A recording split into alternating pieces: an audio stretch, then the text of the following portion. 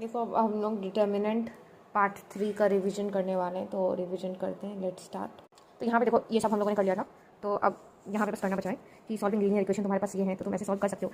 पहला तो कोफिशिएंट जो है एक्स वाई जेड का जो भी वेरिएबल है उसका कोफिशिएंट उसको ए मान लो, फिर जो भी कोफिशिएंट है उसको एक्स ऐसे बना लो, फिर उसके बाद तुम्हारा जो भी कोफिशिएंट है बी उसको ऐसे बना लो, मतलब जो तुम्हारा कांस्टेंट है उसको। अब A X is equal to B, A X is equal to B तुम्हारा होता है, तो एक्स इज इक्वल टू क्या हो जाएगा तुम्हारा ए इनवर्स बी। ये हम लोगों ने क्या कर दिया है कि मल्टीप्लाई कर दिया है यहाँ पे लेफ्ट में प्री मल्टीप्लाइंग कर रहे हैं, जहाँ पे ए जो है तुम्हारा वो सिंगुलर मैट्रिक्स नहीं है, इनवर्टिबल। तो ए इनवर्स क्या हो जाएगा तुम्हारा 1 अपॉन मॉड ऑफ ए, मतलब determinant of A adjoint A. तो इस तरीके से तुम निकाल सकते हो। A X is equal to B है और बी तुम्हारा जीरो है, तो ए एक्स भी जीरो हो जाएगा। तो इसे तुम फाइंड कर सकते हो। अगर तुम्हारा जीरो आ गया तो इन्फिनिट सोल्यूशन होगा, और नॉन जीरो होगा तो X is equal to Y is equal to Z is equal to zero, अगर तुम्हारा बी जीरो है। इसको बात ध्यान रखो। फिर देखो अगर A not is equal to zero तो यूनिक सोल्यूशन आ जाएगा, A is equal to zero और adjoint of B A into B not is equal to zero तो no solution, adjoint A mod of A, मतलब determinant of ए तुम्हारा अगर zero आ गया तो इनकंसिस्टेंट एंड कंसिस्टेंट, ये तुम देखो। फिर और उसके बाद मैंने ये बता दिया था, ये भी बता दिया था।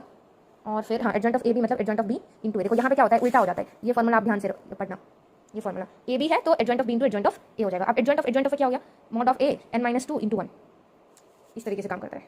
अब ये तो मैंने तुमको बता दिया। नेक्स्ट क्वेश्चन कुछ खास नहीं है। हाँ, A I is equal to A है तो A into A inverse is equal to I होगा। इसका मतलब देखो क्या हुआ कि जो आई है वो तुम्हारा एक तरीके से आइडेंटिटी मैट्रिक्स जो है ए इंटू ए इनवर्स तुम्हारा आई है, तो वो होता है आइडेंटिटी, वो है ठीक है, वो ध्यान रखना। नल मैट्रिक्स क्या होता है, बोथ, ये तुम्हारा C U E T P Y Q है, ठीक है।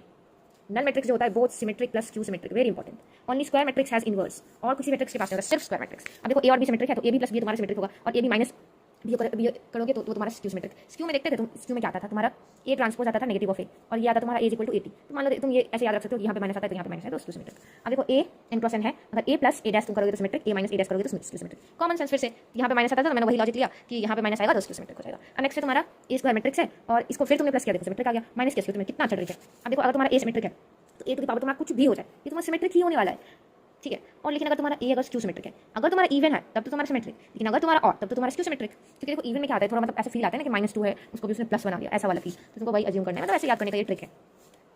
अब देखो इंटरचेंज रो करोगे तो तुम्हारा नेगेटिव हो जाएगा डेल्टा का वैल्यू, और लेकिन अगर तुम रो और कॉलम को इंटरचेंज करोगे मतलब ट्रांसपोज लोगे तो कुछ नहीं होगा। अब देखो जब हम लोग मल्टीप्लाई करते हैं ना तो किसी खास रो या खास कॉलम को मल्टीप्लाई करते हैं, यानी कि पूरे मैट्रिक्स सॉरी डिटरमिनेंट को तुमने मल्टीप्लाई कर दिया, ठीक है। ओनली वन कॉलम और वन रो। अब देखो adjoint in N is equal to 2, बस डायगोनल एलिमेंट को क्रॉस किया, इसका साइन चेंज किया, ये दोनों को रिवर्स कर दो और ये दोनों का साइन चेंज हो गया, बस। अब देखो ए इंटू इनवर्स ये भी मैंने बता दिया, ये भी मैंने बता दिया, ये सब बता दिया मैंने। हाँ ट्रांसपोज ये देख लो, ट्रांसपोज ये होता है। अब देखो और कुछ भी है और कुछ नहीं है, तो इस तरीके से डिटरमिनेंट पार्ट 3 रिवीजन कंप्लीट हो जाता है।